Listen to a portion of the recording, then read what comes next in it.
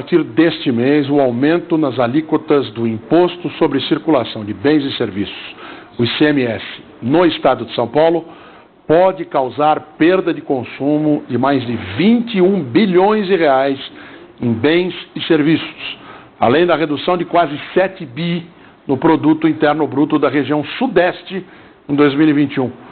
4 bilhões de reais só no estado de São Paulo. Esses cálculos estão em um estudo do Centro de Agronegócios da Fundação Getúlio Vargas. Para entender um pouco melhor por que isso pode acontecer, a gente conversa agora com o presidente da ProSoja de Mato Grosso, Fernando Cadore. Fernando, muito obrigado por atender o Band News. Uma boa tarde para você. Boa tarde, muito obrigado pela oportunidade. Estamos à disposição. O Fernando trabalha com a soja em Mato Grosso. O que tem a ver com o ICMS de São Paulo? Tem. Eu gostaria que o senhor me explicasse, por gentileza. Em primeiro lugar, nós nos solidarizamos com os produtores do estado de São Paulo, até porque ser produtor no Brasil é muito parecido, que muda a localização geográfica, e nós entendemos que essa tributação ela impacta diretamente no consumidor final. Então isso vai chegar na gôndola do supermercado, vai chegar para a população de maneira geral, num momento de crise, num momento de pandemia em que o país enfrenta, que o setor da agricultura, por mais penalizado que possa ter sido, continuou em meio à pandemia e foi um dos setores que gerou divisas para o país, conseguiu ajudar a equilibrar a balança comercial. Então nós nos posicionamos sim totalmente contrários a esse tipo de tributação, ainda mais da maneira como foi colocada, sem uma ampla discussão com as pessoas afetadas, seja o setor produtivo, seja a sociedade de maneira geral. Fernando, por falar nessa conjuntura global, né, da produção não só específica do estado de São Paulo, mas também de todo o Brasil, que de uma forma ou de outra é impactada, há um caminho de conversa ou vocês consideram qual o caminho necessário e devido para reverter essa decisão de majoração, no caso? Bom, no caso específico aí para o estado de São Paulo, nós acreditamos que essa mobilização por parte dos produtores, de alguns setores unidos dentro do estado de São Paulo, é justamente fazer com que o governo ouça de uma maneira o setor, né? Porque pelo visto não foi conversado de fato com o setor. Então o setor tem tentado, através dessa mobilização, dessa manifestação, abrir um espaço de diálogo real com o governo, para que o governo entenda que não é momento e para que ouça de fato o setor produtivo nesse caso específico.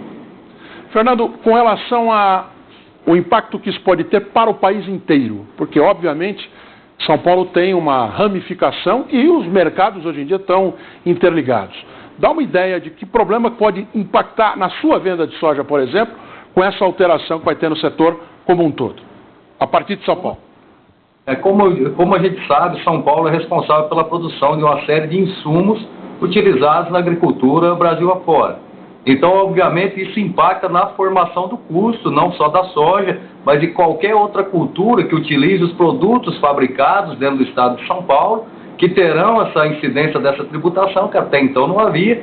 Então, basicamente, isso se transfere para todos os produtos que são utilizados, esses insumos, em forma de custo para o consumidor final, porque gera um aumento do custo produtivo para o setor primário.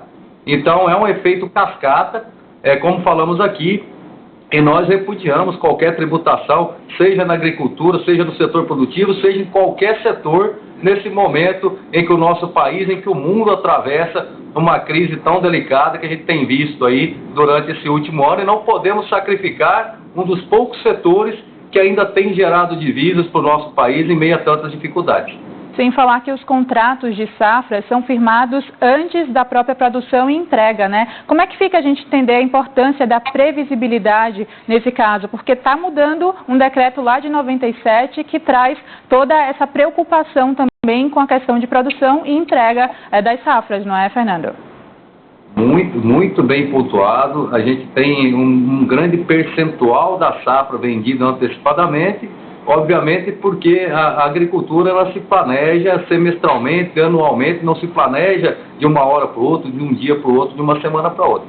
Então nós temos sim essa questão, isso mostra e fica explícito que não houve diálogo por parte do governo do estado de São Paulo com o setor produtivo. É inconcebível que se legisle, que se faça qualquer tipo de coisa em detrimento a um setor sem consultar o setor de fato, sem estudar os impactos que isso vai trazer. Então, obviamente, nós aqui estamos junto com os agricultores, os produtores, de maneira geral, do estado de São Paulo, porque, como foi dito anteriormente, gera um efeito cascata. Temos 70% da produção vendida a preços menores, que ainda vão sofrer o impacto aí na nova formação de preço e tudo mais. É mais custo para quem produz, é mais custo para quem consome. Também uma necessidade de posicionamento do setor, porque hoje é São Paulo, mas no futuro poderia ser só começando por São Paulo, se não houver uma mobilização para mostrar para quem está cobrando esse imposto que o impacto vai ser no bolso de quem precisa se alimentar. Exatamente, é um caminho que tem que ser muito bem discutido e todas as políticas públicas, quando elas não são discutidas da maneira que devem ser discutidas, elas acabam dessa maneira. Não era isso que o nosso produtor deveria estar fazendo, devíamos estar focados em produzir e não a protestar e não a sair com as máquinas nas ruas, mas nós entendemos que é a opção que o nosso produtor, que os nossos produtores do estado de São Paulo têm hoje, porque não conseguiram esse espaço devido com o governo do estado para estar discutindo isso aí. Tem que se dar importância sim ao setor produtivo hoje. A agricultura, mais do que nunca, hoje é necessária para reequilibrar a nossa economia brasileira e ela tem que continuar sem subsídios, que nós já não temos subsídios comparado a outros países, que ela não seja penalizada com políticas dessa maneira e, com perdão da palavra, até irresponsáveis. Além dessa questão do cenário interno impactado, as exportações também terão um impacto significativo com essas decisões de aumento de cobrança de imposto, no caso, Fernando? Como vocês enxergam isso? Na verdade, esse aumento de custo ele não é repassado para a exportação, ele perde a margem diretamente para o produtor, porque não se tributa as exportações, é assim no mercado mundial de commodities, então isso se restringe à renda do produtor.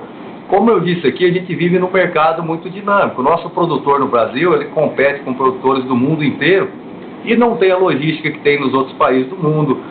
A gente sabe que o Brasil é deficitário em logística, o nosso estado aqui principalmente, então nós já não temos o subsídio que os outros países têm, então a gente não podemos ter penalizações além do que a gente já encontra no nosso país, que é questão de infraestrutura, questão logística. Então tem que ser visto isso sim e tem que ser ouvido os setores.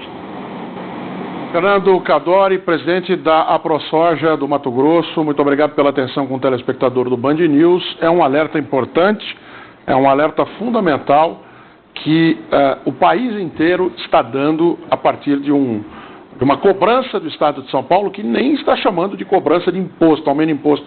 Quer dizer que é reposicionamento a partir de, enfim, uma série de explicações que no fundo significam mais imposto, mais custo, mais preço. Fernando, muito obrigado. Uma boa tarde para você.